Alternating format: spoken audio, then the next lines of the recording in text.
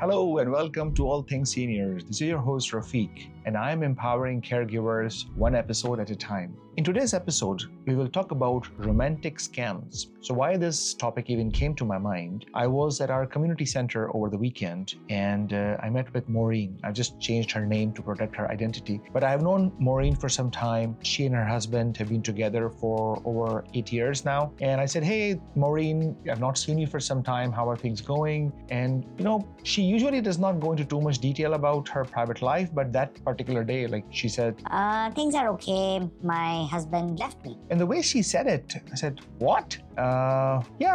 He just left cold turkey. I said, if everything was okay, what was going wrong? And she says, my husband had a good job, he had a government job, he earns good money, and I earn good money from my job. So we both have our respective income, and we don't necessarily pool it for our houses. We share expenses, but he has his income and I have my income, and he does his own thing. I don't ask him, what are you spending your money on? And I would expect the same courtesy. But he has been all this time, it has always been the case that he would ask for money for, let's buy this, let's buy that, his toys, his gadgets. And I've always been thinking that, that's my role. I make a little bit more money and that's totally okay. But now it has progressively become more and more challenging because now it's a boat or it's a car or it's and Rafiq, where should it end? So I asked him that you also earn money. Why don't you buy, for example, your car that you now so eagerly want from your own money? And for the first time, I ever said no. And when I said no, he left me. And Rafiq, she's telling me that I literally cannot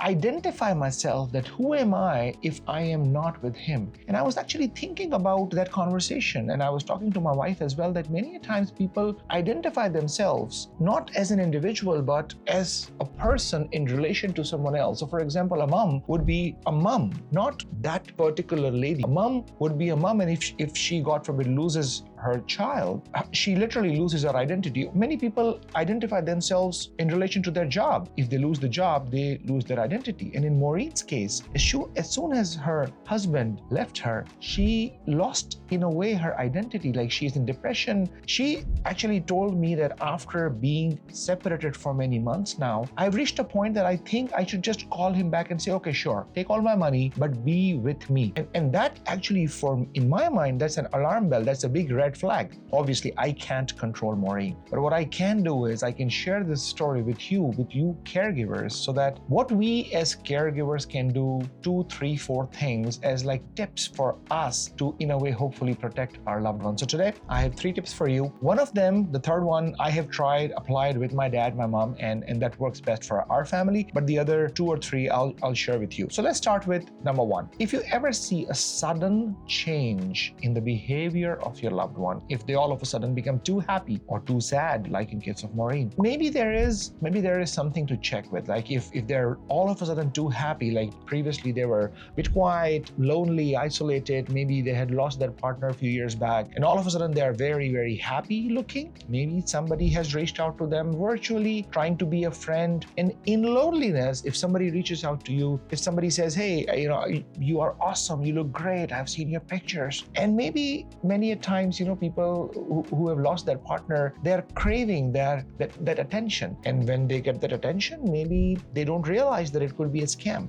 They feel very happy that finally, after years of being lonely, now they are getting that attention. But that attention could be from somebody who has an ill intent of a financial scam. So if we see a sudden change, I think it's a cause for concern. I hope everything is okay, but I think as caregivers, we should be mindful of protecting our loved ones, right? So number 1, a sudden change in the behavior. Number 2, I think that we should always aim for educating our loved ones, our mom, dad, auntie, neighbor, anybody whom we are protecting and giving care for. We should work with them to educate what's going on. And I always believe that if I tell my mom or dad, you should do this, they'll say, who are you to tell me, right? So what works best for me is I attend with them education sessions organized by local not-for-profits or for government organizations on financial scams, on things like, people call you and they ask for your credit card or social insurance number, all those things. When you attend an event, they know that it's not Rafiq parenting me. That's the last thing they want, right? What they want is they want the love and care and your time that you go with them, attend an event, and they will really appreciate you giving them the time to help them become a better person. And in this case, becoming more knowledgeable about these scams. So that's number 2. If you are liking this content, please subscribe it and write something in the comment in terms of how you are protecting your loved ones. By subscribing or doing a comment, what YouTube does, they see your engagement with this content, and then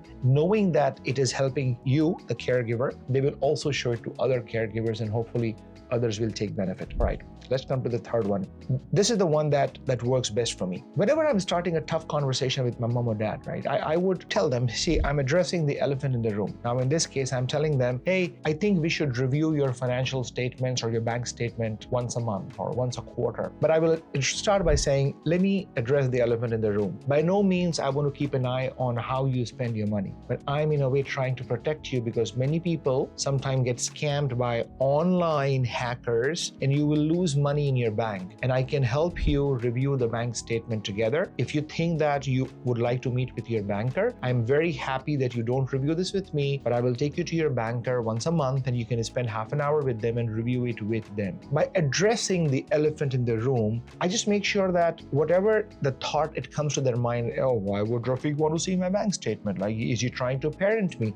See, we always need to remember that when our parents are becoming older, they're losing too much. They are losing their muscle strength. They are losing their cognitive skills. They are losing their friends. Many people lose their partners. With a lot of loss, the last thing they want to lose is to be the parent. And they don't want to feel that I am trying to parent them. So giving them the dignity, giving them the respect, and showing our love and affection, and by saying, addressing the elephant in the room, I don't want to parent you. I want to help you. Let's review your bank statement. So hopefully by doing these 3 things, keeping an eye on any sudden changes in their behavior, educating them through events that are happening, not in a way we educating them. And number 3, addressing the elephant in the room, working with them collaboratively and helping them, keeping an eye on the numbers. Hopefully we'll help you and your loved ones. I'm sure these are the 3 things that came to my mind or I apply. If there are any things that you do, or if you have seen romantic scams happen, please do write in the comment, because when you will write that and you will see how did you identify and how did you, in a way, stop it from happening or fixed it, it will help other caregivers as well. So please do write, and always remember to take some rest, because a rested caregiver is a better caregiver. Thank you for joining us today. I'll see you next week.